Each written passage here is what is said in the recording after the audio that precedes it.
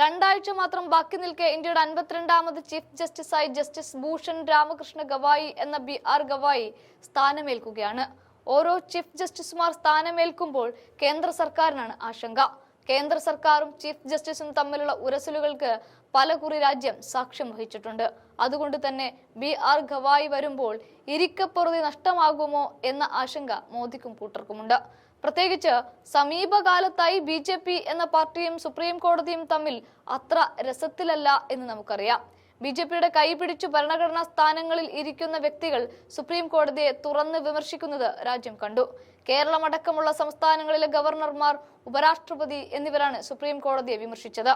ഇത് വലിയ വിവാദത്തിന് പിന്നാലെയാണ് പുതിയ ചീഫ് ജസ്റ്റിസായി BR ഗവായി സ്ഥാനമേൽക്കുന്നത്. രാഷ്ട്രപതി ദ്രൗപദി മുർമു BR ഗവായിയുടെ നിയമനം അംഗീകരിച്ചതോടെ വരുന്ന മെയ് 14-നാണ് ഗവായി സ്ഥാനമേറ്റെടുക്കുക.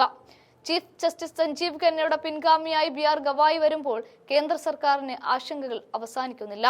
ഗവർണർമാർ സ്വയംഭരണ വിഷയത്തിലടക്കം സുപ്രീം കോടതി അതിനിർണായക ഉത്തരവുകളാണ് കഴിഞ്ഞ കാലങ്ങളിൽ പുറത്തിറക്കിയത്.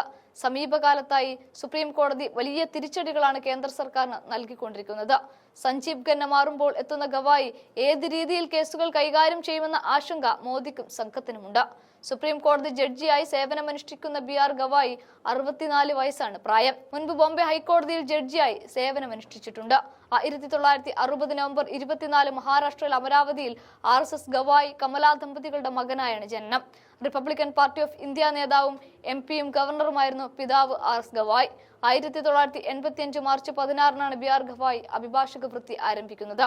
മുൻ അഡ്വക്കേറ്റ് ജനറലും ഹൈക്കോടതി ജഡ്ജിയുമായിരുന്ന രാജ S ബോൺസലേക്ക് കീഴിൽ പ്രവർത്തിച്ച ഗവായി 1987 മുതൽ 1990 വരെ ബോംബെ ഹൈക്കോടതിയിൽ സ്വതന്ത്രമായി പ്രാക്ടീസ് ചെയ്തു. 1990-ന് ശേഷം ബോംബെ ഹൈക്കോടതിയുടെ നാഗ്പൂർ ബെഞ്ചിന് മുൻപാകെയായിരുന്നു BR ഗവായി പ്രാക്ടീസ് ചെയ്തത്.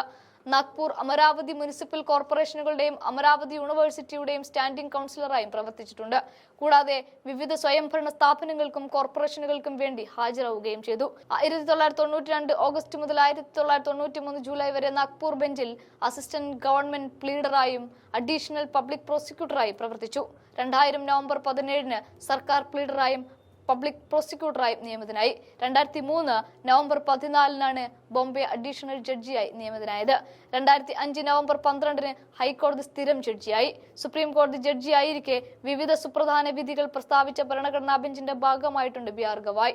ജമ്മു കാശ്മീരിന് പ്രത്യേക പദവി നൽകിയിരുന്ന ഭരണഘടനാ അനുച്ഛേദം 370 റദ്ദാക്കിയ കേന്ദ്ര സർക്കാർ തീരുമാനം ശരിവെച്ച 5-അംഗ ബെഞ്ചിൽ BR ഗവായും ഉൾപ്പെട്ടിരുന്നു. കൂടാതെ രാഷ്ട്രീയ പാർട്ടികൾക്ക് സംഭാവന നൽകുന്ന ഇലക്ട്രൽ ബോണ്ട് പദ്ധതി റദ്ദാക്കിയ 5-അംഗ ബെഞ്ചിലും ഗവായി ഉൾപ്പെട്ടിരുന്നു. 2016-ൽ കേന്ദ്ര സർക്കാർ നടപ്പിലാക്കിയ നോട്ടു നിരോധനം ശരിവെച്ച ബെഞ്ചിലും ഗവായി അംഗമായിരുന്നു.